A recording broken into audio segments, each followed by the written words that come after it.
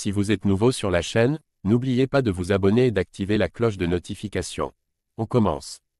Si vous êtes nouveau sur la chaîne, n'oubliez pas de vous abonner et d'activer. Suite à sa victoire contre Jordan Zebo, Cédric Doumbé a grandement renforcé son statut de véritable star des sports de combat en France. Tout le monde a quelque chose à dire sur sa prestation ou sa personnalité, et c'est notamment le cas du God of War Benoît Saint-Denis, autre combattant tricolore en vogue. Depuis maintenant plus d'une semaine, le MMA français ne tourne qu'autour d'un homme, Cédric Doumbé. Suite à sa victoire écrasante contre Jordan Zebo lors du PFL Paris, The Best est au cœur de toutes les discussions, est invité sur tous les plateaux télé, ce qui confirme qu'il est désormais une véritable superstar du sport dans notre pays. Et si les médias généralistes ont des choses à dire sur Doumbé, les spécialistes des arts martiaux mixtes ont forcément des avis tranchés et intéressants à son sujet. Lors de son passage dans l'excellent Mika et Abbé Show, Benoît Saint-Denis a par exemple expliqué qu'il ne voulait pas rater le combat, alors il était, comme des centaines de milliers de passionnés, devant son écran pour le voir en direct.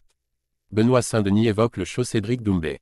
La première chose que le God of War a remarqué, évidemment, c'est l'entrée tonitruante de l'ancien champion du Glory et son trash talking aussi innovant qu'efficace. Il n'a pas pu s'empêcher de faire un comparatif avec l'UFC, et il estime que la situation aurait été bien différente dans une autre organisation. Le constat est le même sur le plan sportif. Benoît Saint-Denis, la manière dont Cédric Doumbé a mis en place son trash talking, ce serait impossible de le faire à l'UFC. À l'UFC, jamais de la vie il te laisse rentrer dans la salle avec un matelas. Tu arrives avec des gardes du corps de 150 kg et rien que, si tu n'as pas les bonnes chaussettes, il te demande de les enlever. Mais c'était incroyable.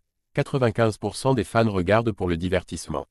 C'était du catch. J'ai pensé à la WWE. Il a rendu un combat inintéressant sportivement en combat ultra attractif. Après pour parler du choix PFL-UFC, à l'UFC si t'es juste une star dans ton pays mais que t'as pas le niveau sportif pour entrer dans le top 15, ça va être un flop.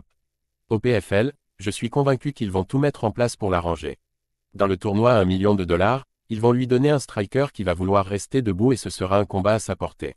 Benoît Saint-Denis a été diverti par le show Cédric Doumbé, et il sait pertinemment que tout cela n'aurait pas été possible à l'UFC, ce qui légitime un peu plus le choix de l'ancien champion du Glory.